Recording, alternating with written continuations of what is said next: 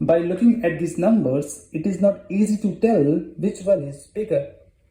Therefore, to solve this, first we need to rewrite this exponent as 6 is equals to 2 multiply 3 to power 93, which is equals to 2 to power 93 multiply 3 to power 93.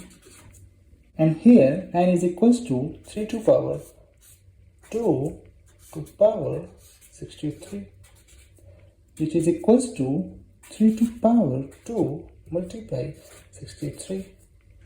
This is equals to 3 to power 126. 126 can be written as 3 to power 93 plus 33, which is equals to 3 to power 93 multiply 3 to power 33. Now looking at these terms, we can see 3 to power 93 is common in both of the numbers.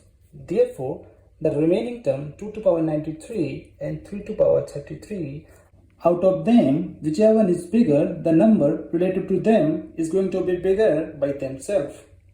So now we have to compare 2 to power 93 and 3 to power 33.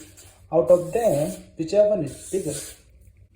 2 to power 93 can be written as 2 to power 66 plus 27, which is equals to 2 to power 66 multiply 2 to power 27, or 2 to power 2 to power 33 multiply 2 to power 27. This is equals to 4 to power 33 multiply 2 to power 27.